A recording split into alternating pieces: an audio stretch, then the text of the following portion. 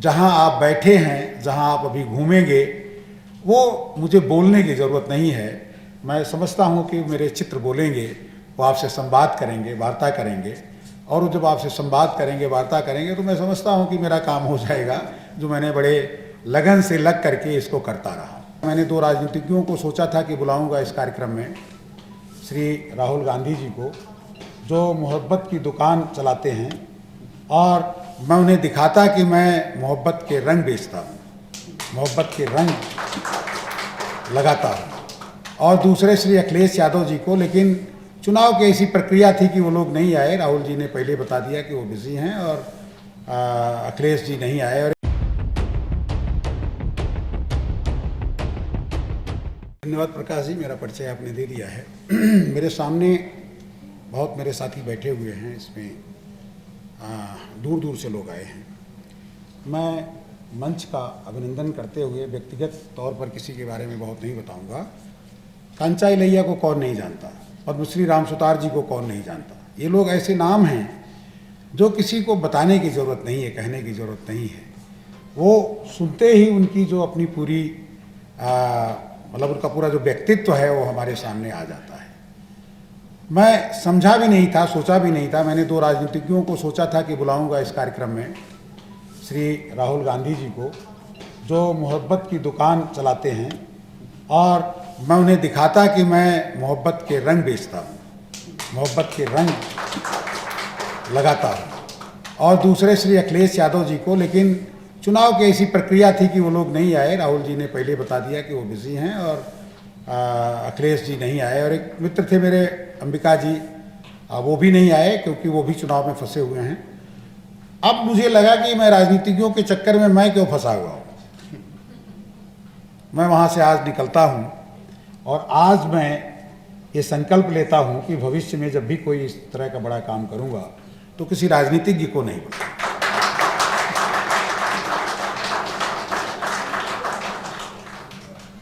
मैं आभारी हूँ कांचा साहब का, वो अपने व्यस्ततम समय से समय निकाल कर हैदराबाद से चल कर के आए हैं।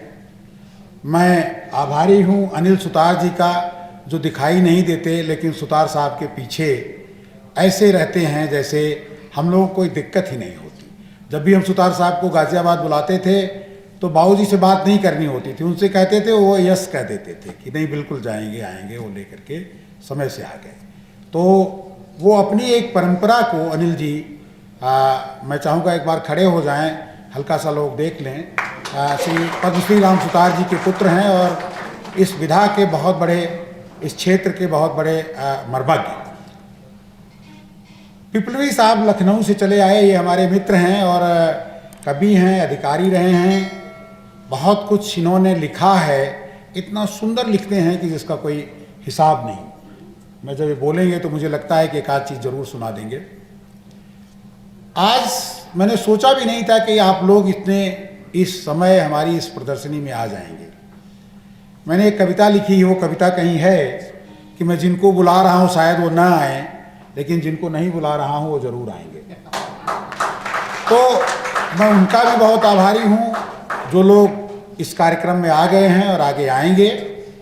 एक कलाकार को बहुत बोलने की ज़रूरत नहीं होती, ऐसे मैं बोलता भी हूँ, बोलने में बदनाम भी हूँ, लेकिन जहाँ मेरा क्षेत्र है, जहाँ आप बैठे हैं, जहाँ आप अभी घूमेंगे, वो मुझे बोलने की ज़रूरत नहीं है।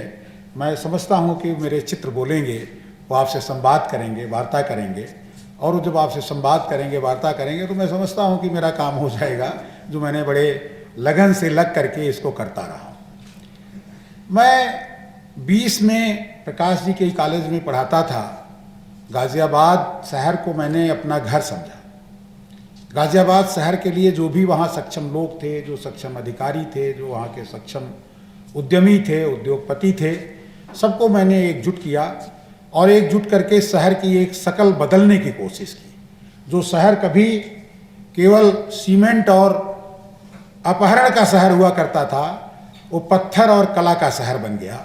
अब वहाँ आप जाएंगे तो देखेंगे कि वहाँ पत्थर की मूर्तियाँ हैं, कलाधाम है, स्कल्पचर पार्क है, और बहुत सारे चित्र भी बने हुए हैं।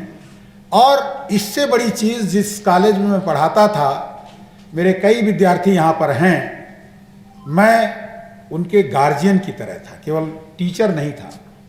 उन्हें जब मैं था तब तो बहुत बुरा लगता था, बहुत सख्त अनुशासन रखता था, बहुत सख्त उन पर नज़र रखता था। लेकिन जब वो निकल के गए वहाँ से और पूरी अपनी ज़िंदगी में सफल हुए, तब मुझे लगता है कि वो मैं अपने काम में सफल हुआ। सबसे बड़ा काम होता है कि जो काम आप कर रहे हैं उसमें आप कितने सफल हैं। मैं उस काम में भी सफल था, इस काम में पता नहीं सफल हूँ कि नहीं हूँ, ये तो आप तय करेंगे। बातें बहुत हैं, बहुत की जा सकती हैं। हमारे बहुत कलाकार, कवि, साहित्यकार मित्र आए हैं। आने वाले समय में भी बहुत सारे लोग आएंगे। किसको कैसे कितना सम्मान देना चाहिए ये शायद मुझको पता नहीं है, और मैं नहीं समझता कि इस दुनिया में किसी को प्यार के अलावा, मोहब्बत के अलावा और किसी चीज़ की भूख है। एक और व्यक्ति यहाँ बैठे हैं जिनका जिक्र मुझे, हालांकि जगह उनकी इधर थी लेकिन वो मैं नहीं कर पाया, अब मुझे याद आता है। ऐसे व्यक्ति जिन्होंने मुझे गाज़ियाबाद शहर में आते ही पहली सीख दी थी कि आप इन राजनीतिज्ञों के पीछे क्यों भागते हो। और जब वो आए थे, मैं चाहूँगा भाई साहब से कि खड़े हो जाएं, एस.के. यादव साहब। उस समय ये कमिश्नर थे गाज़ियाबाद में। मेरे घर आए, मैं आया ही था। आप समझते हैं कि एक प्राध्यापक जब किसी शहर में आता है, प्लीज़ बैठ जाएं, तो मैं एक दिन मेरे घर आए किसी तरह।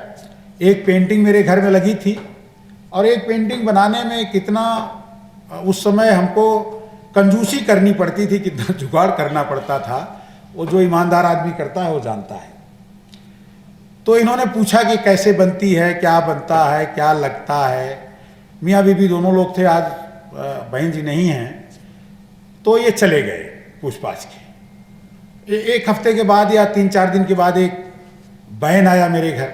उसमें स्ट्रेचर था, कैनवस था, कलर था, वो कलर आज तक भी है। और मैंने काम करना शुरू किया। आप आश्चर्य करेंगे कि मैंने 1 साल बाद 1996 में ललित कला एकेडमी में एक बड़ी एग्जीबिशन की। उस एग्जीबिशन में मेरी पेंटिंग बिक गई करीब 2-2.5 लाख रुपए की। मैंने कान पकड़ लिया कि मैं राजनीति में, चुनाव लड़ चुका था तब, मैं राजनीति नहीं करूंगा, पेंटिंग करूंगा। और आज वो बैठे हुए हैं, मैं उनको खुशी हो रही होगी कि मैं एक एग्जीबिशन इस तरह की कर रहा हूँ। तो मैं उन सब का आभारी हूँ जो मेरे जीवन में मेरे साथ काम आए। प्रकाश जी मेरे कुलीग हैं, इनके बच्चे हैं, परिवार है, सब मेरे साथ रंग लगा करके बड़े हुए हैं।